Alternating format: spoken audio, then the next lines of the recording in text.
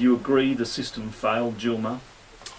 Yeah, without a doubt. And when I was listening to your program a little earlier this morning, and the quotes from the Premier last night, they were quite powerful and poignant, weren't they? That the head of this state advises that the justice system's let Jill down, and it's sobering. It's enormously difficult for the broader community.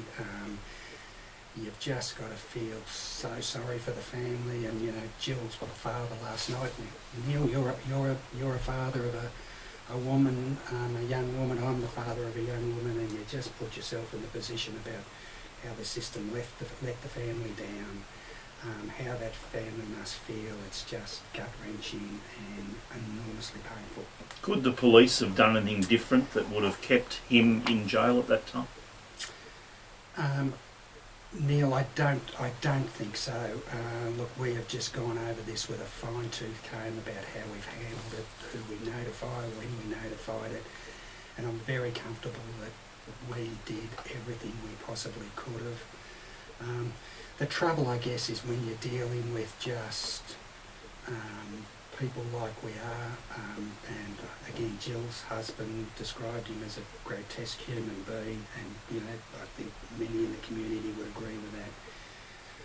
When you're dealing with people like this, it's enormously difficult to put rules around it. They're unpredictable, they're bad to the core, and sometimes the rules that suit 99% of the community don't suit people like this. Did the parole board, as far as you're aware, meet its obligations in informing the police in all the detail of the Bailey case? I certainly hasn't been raised with me that there's been any problems at all there. My understanding is we advised the parole board what we needed to. There was no issues that we weren't aware of that we wouldn't have acted on. But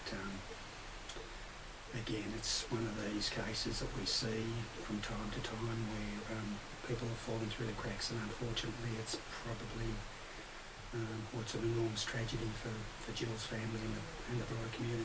We've had two cases now. There's a McCafferty killing, a recidivist. It's a second young woman he'd murdered, and here's a bloke who was just a murder waiting to happen by the look of it. Yeah. What do we learn from it? What do we learn from both of them?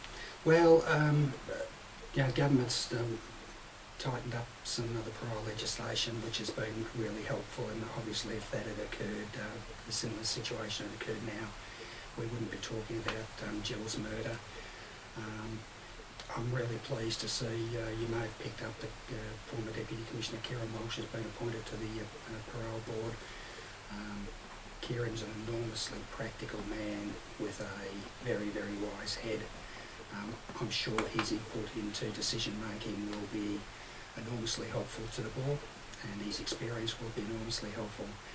But again, I come back to this point, Neil, when you're dealing with people like this, it's sometimes the system doesn't work. But so what frustrates me, I'm sure you, is that there would be police officers dealing with Bailey who would know that. There'd be police officers who'd be saying, this bloke is going to do something horrendous. Do they get to argue a case to the parole board? They don't. Should they? Should they? Well, we've had some discussions internally about that, about whether we should be making submissions to the parole board. Deputy Commissioner Graham Ashton's gone along and actually sat through a couple of hearings to get a feeling for how the parole board sits and how they make their decision-making process.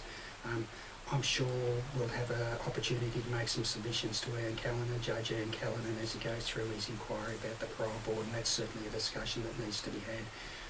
There's no doubt that we're in possession of a whole lot of intelligence about a whole lot of people that I think the parole board may well find helpful from time to time. Do you think in this case a police submission would have kept him in? I mean, if you're able, the police, to go to the parole board when they're considering and say, look, we know Bailey, we know his record, and we know, and in fact the judge, when he was sentenced on his 16 rapes in 2000, said he was going to offend again. I'm sure there'll be plenty of police who had that view. Yeah, it's really hard to say, isn't it? I suspect not. But again, I take some comfort, I guess, from the fact that when you look at the change in legislation about people in this situation simply will have their parole ceased, and when you have people like Kieran Walsh on the parole board, I think there'll be a different dynamic, and one can only hope, Neil, that we're not sitting here in 12 months' time talking about a similar situation. I believe the police investigated Bailey's parole officer, is that correct? It was reported this morning that there was some concerns about some information that did go back to Bailey prior to us arresting him. It would appear that information that went back was probably inadvertent rather than malicious, but it did actually result in us having to move fairly quickly to snap Bailey up, probably a little earlier than we might have liked to.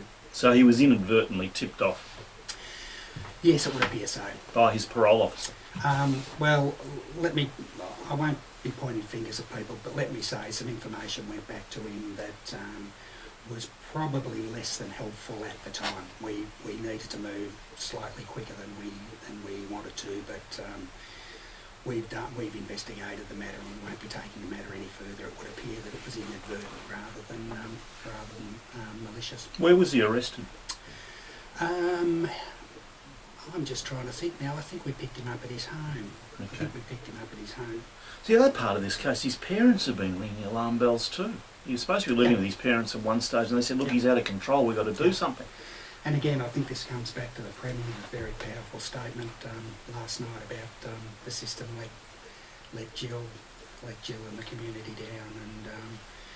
But Neil, again, from time to time we see this at it's not just this tragic case, but right across the system, family and friends see issues, they raise them.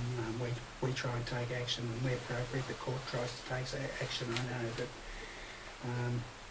this is a really bad case study of it didn't work. John Sylvester was making the point with the Breakfast Boys today that breach of parole is not in fact a crime. Yep. Should it be? Oh, look, I would suspect that Judge Callanan will probably pick that issue up too. If someone's breached their parole, there's a warrant issued, so we can act on that. But in the true sense, it isn't a criminal offence now. I'd like to do some work and understand, what difference that might make. So I don't really feel informed at the moment to be making that decision. But clearly at this stage, absolutely everything is on the table. How do we keep this in the front of mind? How do we ensure that we keep talking about drawing lines in the sand and the rest? How do we make sure this is?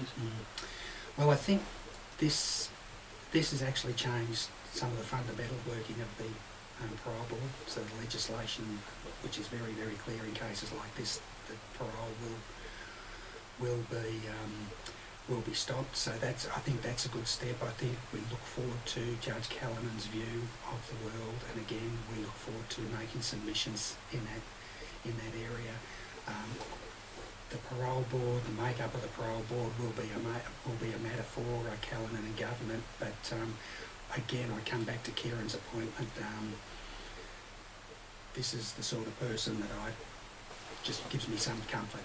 That he's strong, he's strong-willed, he's got a view, he's enormously experienced, and I would hope that he would help inform the parole board when they're making decisions in particularly difficult cases like this. CCTV was important in the solving this case, was it not? Yes, it was absolutely critical.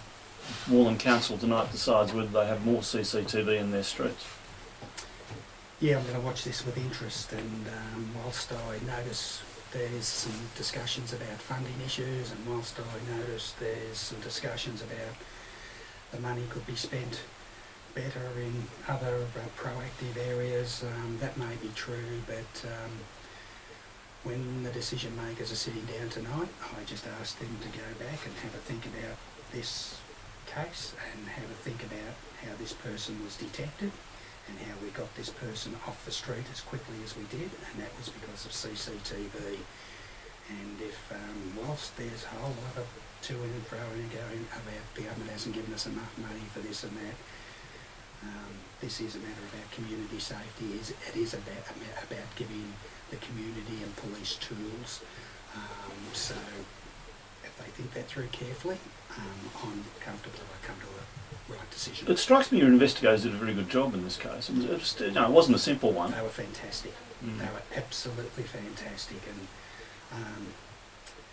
look, we can talk about this now, but we had some visibility fairly early on exactly what had happened here. There was some, we talk about CCTV on one hand, which was enormously important, but equally as important was some just hard, good, old-fashioned detective work that made me enormously proud of these people. Like, Neil, we had to solve this quickly. You knew what the temperature was in the community at the time. There was an enormous amount of angst there, and I'm pleased to say that we had the foresight about 12 or 18 months ago to re-establish a missing persons investigative unit who were on the ball within hours of Jill's disappearance. They were some gun detectives. They did some really hard slog, and they got this person off the street very, very quickly. They were fantastic. Was there ever any risk because of the inadvertent tip-off to Bailey that he was going to skip? You'd lose him, you'd miss him? Look. I guess there was that risk. I think the greater risk, though, was that we could lose Evans. So that was the critical thing in my understanding of the investigator's mind. So it was just another piece of what was a pretty interesting puzzle that our people pulled together. And again, lots will be written about this over the years about the work they did and how they did it, but they did a great job.